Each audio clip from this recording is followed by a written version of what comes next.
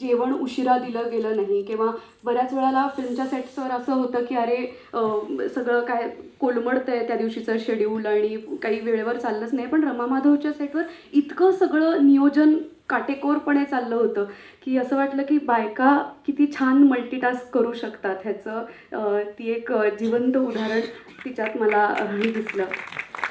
तर लिव्हच्यात आणि मृणालताईच्यात हाच मला एक समान धागा दिसतो की दोघींनाही जीवनात अजून काय काय गमती जमती आहेत, हे आयुष्य अजून किती नवनव्या प्रश्नांनी भरलं आहे ह्याचा शोध त्या दोघींना घ्यायचा आहे. आणि मला असं वाटतं की त्या शोधासाठीच मृणालताईंनी हे पुस्तक अनुवादित कदाचित केलं असावं, अनेक प्रश्नांचा शोध घेण्यासाठी.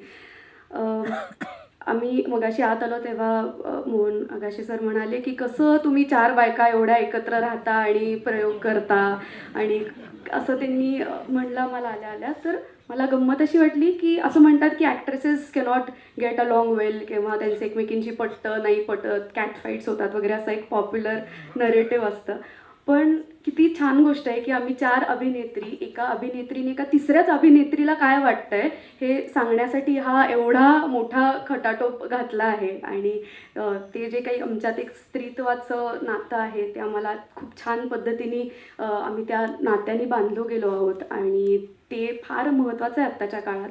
या पुस्तकात अनेक वेळेला वॉरचे रेफरन्सेस येत आहेत आणि आत्ताच्या आपल्या आजूबाजूच्या परिस्थितीतसुद्धा खूप द्वेषाचं वातावरण आहे.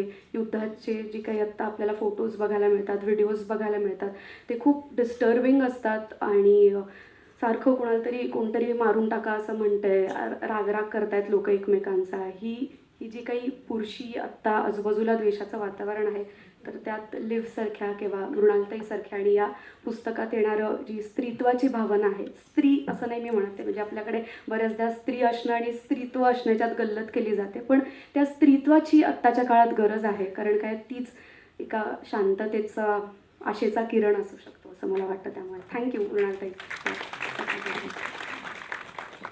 प्रॉब्ली आपल्याकडे कमी वेळ आहे का, मी वाचू शकते का मृणालताई?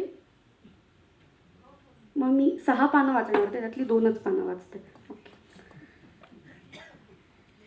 ती मला म्हणाली तुला हवं ते वाच. तर हा खूप मोठा प्रश्न होता, कारण का मला हे पुस्तक इतकं आवडलं. प्रत्येकच चॅप्टर इतका इन्साइटफुल आणि काहीतरी देऊन जाणार आहे, पण त्यातलं सगळ्यात जास्ती मी ज्या गोष्टीशी प्रॉबेबली आत्ता डील करते त्याच्याविषयी मी वाचते. हल्ली मला फार पटकन राग येतो. तसं पाहिलं तर चांगलंच आहे. म्हणतात ना की संताप असतो तिथे बदल घडण्याची इच्छाशक्ती असते आणि घडण्याची शक्यताही. विरोध करण्याचा अधिकार असणं फार फार महत्त्वाचं आणि तितकंच आवश्यकही. काय गंमत आहे बघा, इतर अनेक स्त्रियांप्रमाणेच लहानपणापासून माझ्यावरही सतत जुळवून घ्यायचे संस्कार झालेत. मुलीच्या जातीला इतका राग बरा नाही बरं, अशा प्रकारचे डोस ऐकतच आम्ही बायका मोठ्या होतो. का ना असं? म्हणजे संताप, राग या खरं तर मानवी भावना आहेत, त्यात कसला आलाय लिंगभेद.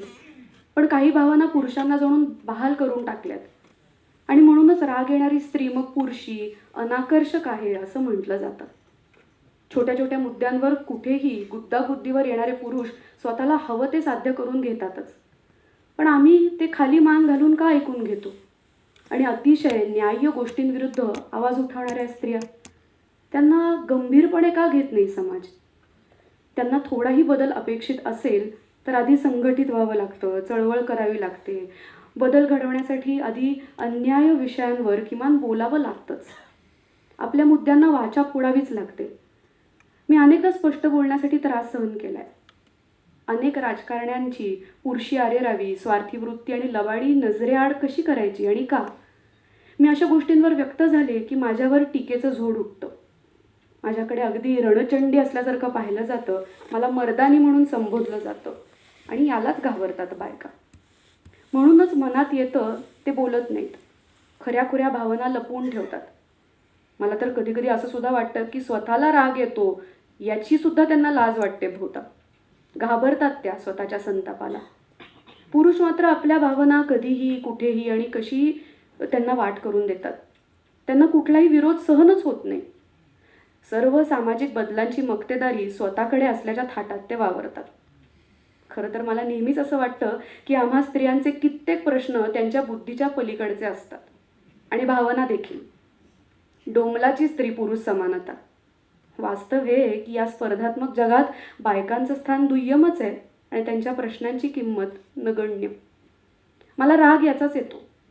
काही हजार कोटी रुपये शस्त्रास्त्र खरेदीसाठी वापरणारे आमचे नेते मुलांच्या आरोग्यावर पुरेसा खर्च का करू शकत नाहीत? युद्धासाठी त्यांच्याकडे पैसा आहे, मात्र हालाखीच्या परिस्थितीत एक एक दिवस ढकलणारे वर्षानुवर्ष त्यांच्या कृपेच्या प्रतीक्षेत आहेत. मला कधीकधी स्वतःचाच खूप संताप येतो. मी जरी समाजव्यवस्था अशीच्या अशी स्वीकारली, स्वतःची जबाबदारी झटकली, तर माझ्या आयुष्याला काहीच अर्थ राहणार नाही. माणूस म्हणून माझ्यातही बदल घडवण्याची शक्ती आहे, मलाही तो अधिकार आहे, याचं भान मला सतत ठेवलंच पाहिजे. माझ्याकडून आयुष्यात ज्या चुका झाल्या त्याबद्दल नुसतं वाईट वाटून घेणं नाही, स्वतःला सतत आठवण केली पाहिजे की माझ्या हातून अजूनही वेळ गेलेली नाही.